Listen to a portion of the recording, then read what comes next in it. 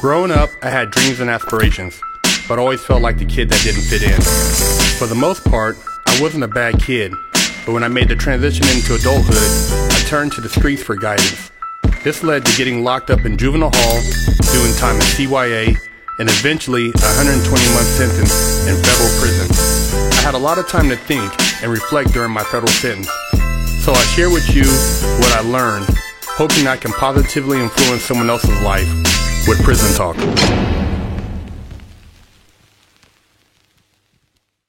What's up? Beer Kirk 916, getting down with Fresh Out.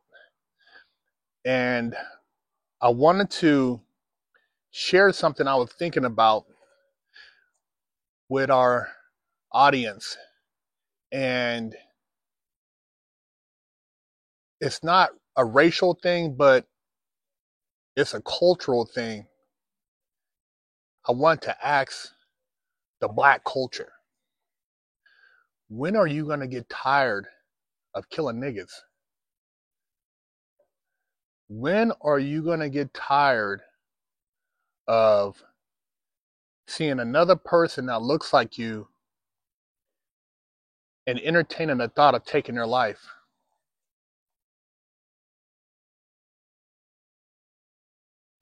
Because as soon as you go to prison, everybody that looks like you is going to be somebody you're going to have to deal with.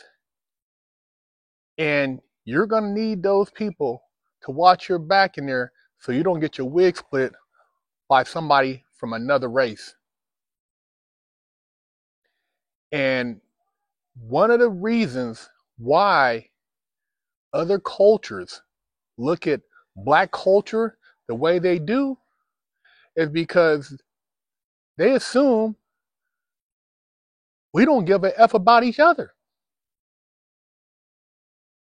The way we treat each other, the shit we do to each other, the lack of unity, the lack of coming together for a greater cause, they think we're a joke, man. They only use black culture when they want to destroy some shit. Like when they got all the paid provocateurs from BLM to go and loot and riot and burn shit down, and then had all the other people getting all this money while you have individuals catching cases that normally wouldn't have been committing crimes but went for the PSYOP and became criminals. Started continuing on a path that was started during a test. It's like, I seen it coming from a mile away. I'm like, man, they about to use all these people, black people in particular, because see, they know you'll lead the storm.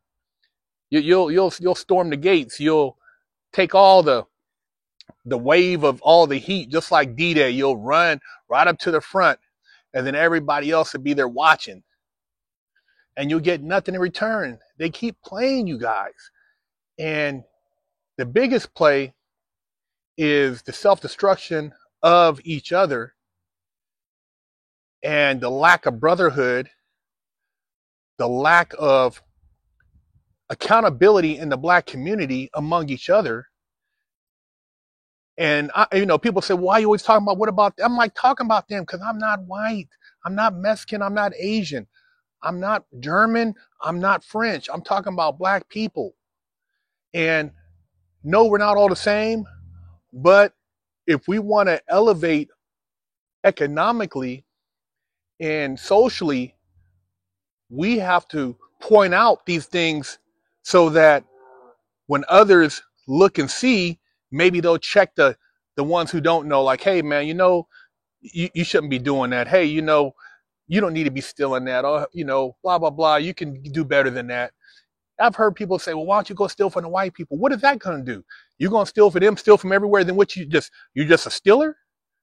You don't realize the concept of what if you had your own business, you would want people to pay?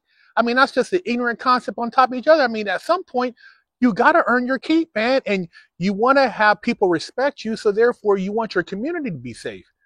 Why would you not want a community where The kids can play outside freely and don't have to have parental supervision. Your mom can go to the store with her nicest jewelry on, don't have to worry about getting robbed. You can have your Amazon package on your driveway overnight. You don't have to worry about somebody stealing it. I mean, is that what you expect to be the norm? This theft, robbery, and shootings? Nobody wants to call it out. We created in the last 40 years a culture of death.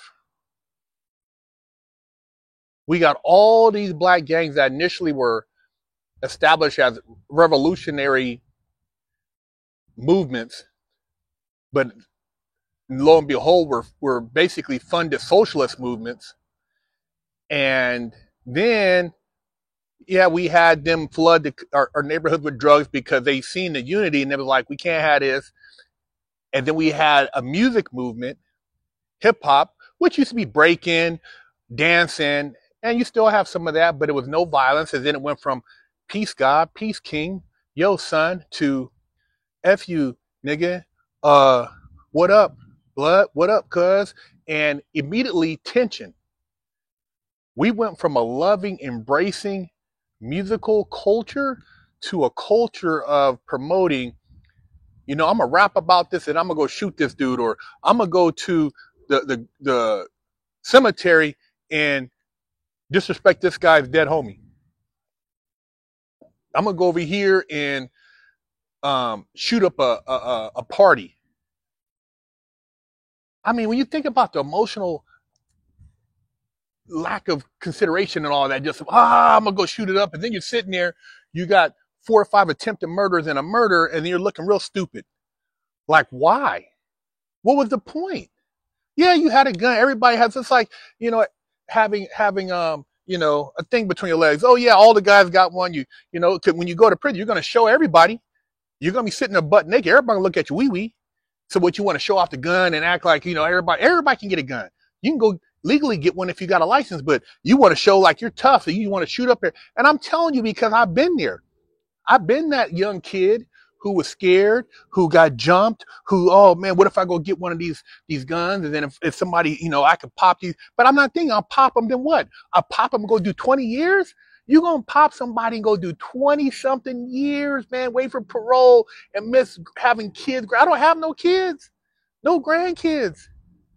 I spent my best years in prison, and not to say that those are my best years, because I've had some great years after prison, but I spent what means the best years, the years where I could have been very productive on the street. I could have been doing a lot of things, but I was in prison trying to fight for my life to get out of prison early.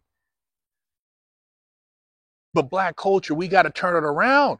You guys got to get tired of killing each other, man. And I use the term niggas because that's what you guys are used to referring each other to. But dude, I like to call you my brother, man. When I see another black man, what's up, my brother? I don't call him the N word, And it's like, in the hood, we might talk a certain way. Over here, we talk a certain way.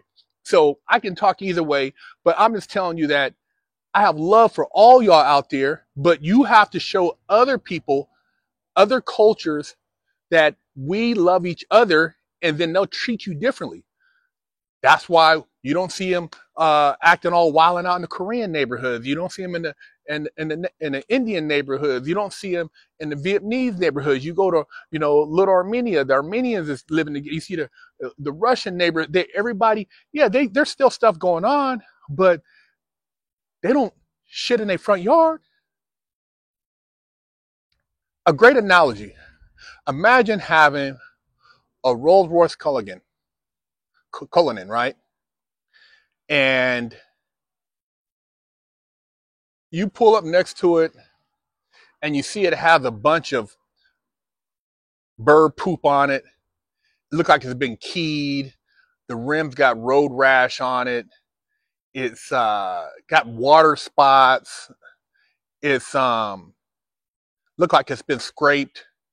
When you see somebody get out of that, you're thinking like, God, that's a beautiful car, but they treat it like shit. McDonald's wrappers inside, just old cans and stuff on the floor, stains, on the seats, look like they smoked cigarettes in there. You're like, this person right here, man, they they came from something or they have something, but they don't respect what they have. And that's how they look at us. We came from a very rich history. Whether you want to talk about the Moors, or whether you want to talk about the ancestors from Africa, or however you want to talk about it, the inventors who created all these great things that people enjoy today from America. But regardless, we come from a rich history, but they shit on us, and we, you know, get placated to all these. Oh, we gotta have uh, these race baiters over here. We gotta have this. We wouldn't need none of them if we just stuck together, because we'd be our own force to be reckoned with. If we had a couple thousand companies on what do you call it, the S&P 500, we had our own, what do you call it, beverage companies and farm, and we had all this stuff, travel companies and transportation. They would be begging to do business with you because they know. I mean, think about this, man. And this is where you got to think about, like, a lot of the shit they said was lies. How did, right after so-called the Civil War and slavery, you had black millionaires in Oklahoma, St. Louis, parts of New York. You have people who were literally black millionaires. See, they want you to think that they gave us, but they didn't give a shit back then. So what did we need them for? What do we need the government for? What do we need them for? They wasn't giving us shit back then, and we were able to have our own banks. One of the first automotive companies was black. One of the guys who had something to do with the Wright brothers was black. They had all these different things going on. They weren't asking for shit. Yeah, they're going to always be people who hate and discriminate. But if we stick together, it don't matter. If we work together, it don't matter. And I'm not saying that, like I said, this is a racial thing. Oh, don't work with white people. Don't work with Mexican people. I'm saying you work with like minds. But I'm talking about the black community as a whole, because I see young people throwing away their lives. I see it all the time. I talk about it on this channel. Guys that just, prey on other working class people for no reason, and then get mad when they get a bunch of time, start crying. Oh man, they give me 20 years, 30 years. You murdered somebody, man. You terrorized. You were a street terrorist. And now you get mad. The laws ain't fair. Did you read the law before you pulled the trigger, you dumbass? Did you think about when you started shooting up shit that you would put your mom and your family in jeopardy because somebody come by and shoot your house up now? I mean, that's how stupid it is, man. Yeah, you don't know shit about the law. You go get a gun because it's easy to get, and then you just want to shoot somebody.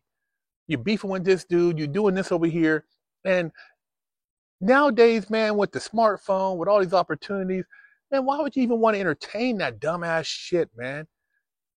Why would you want to entertain it? Why would you even look at another dude and immediately think, I want to smoke him, or, F him, or why would you even entertain that dumbass shit, man?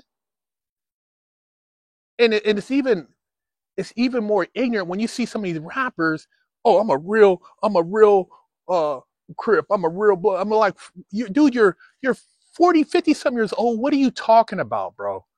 Why are you telling these youngsters you're a real Crip, a real blood, when, dude, we were doing that when you were like 15, 14, 17. You're 50 some years old, and you're trying to, dude, you don't have to get out no more.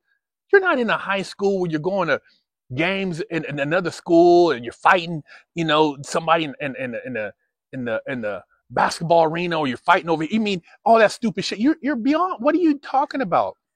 But they had these dumbass rappers still talking about, oh, I'm a gang member. Man, you're gang what? You're around a bunch of executives. You're a multimillionaire, and you claiming a gang set. How stupid is that, man? You look like a real idiot. You're a multimillionaire. You travel around the world. You do concerts. You got bodyguards. You're not shooting nobody. You're not gonna stab nobody. But you a hardcore gang member. You gotta be the dumbest person on the planet, man. And you keep perpetuating this to our young people. You perpetuate this, and then you talk about how racist the cops are. You're more racist than anything. You are the racist, man, because you're racist against your own people, and you're promoting death. Black man, you got to wake up, bro. I know there's some intelligent ones out there. I see them talking and, changing the perspective of how we look at our community, how we interact with each other, how we can grow, how we can get out of this stuck cycle of ignorance. We don't need no help with math. We don't need no help with science. We don't need you guys to give us no damn benefits to make it feel like we can compete. We can do all that on our own. They were doing it way back before they had DEI and all this workplace, whatever you want to call it, to get somebody in there. I can't even think of the term. Man, brothers and sisters was making it happen, man. They were putting in work. And I tell you, man, you guys, a lot of you crybabies out there, I hear them all the time. Oh, man, we got to work. Man, my grandpa, man, God bless him, man, rest in peace. And I didn't really get a lot of the conversations out of him before he passed, but I never heard him complain about anybody white holding him back for shit. He always worked hard, man. People could have, sometimes said negative stuff behind his back and then wanted to borrow money, but I never heard him say anything about any other race, about how they kept him from buying his houses or buying his cars or doing what he had to do. That's the cop outs I hear from these dudes, man. These old, a lot of these guys working in these 6-figure jobs. We have to work twice as hard.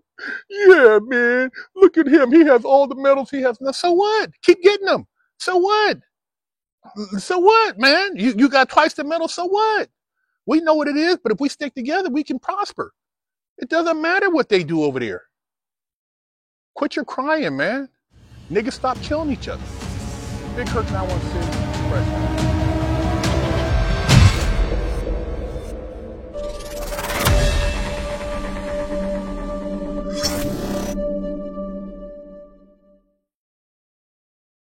I'm Big Herc, and I have over a decade of experience in the prison system. Yeah, I've done a lot of time, made a lot of stupid mistakes, but that's why I'm here with you today, educating you on the Mastermind program by Fresh Out. See, they don't give you a manual when you go to jail on how to survive. They don't tell you how to go take a shower, where to sit at when you go to chow, what to do when you have mail call, how to handle your commissary. See, we cover that and a multitude of other topics that are very important, because if you do the wrong thing, you can get your damn wig split. We have over 100 million views as of date on our YouTube channel, but we've put and condensed all this knowledge into this Mastermind program so that you can provide your client with a winning chance. Do yourself a favor and your client a favor and sign them up for our program so they don't have to get their wig split and they can make it out alive.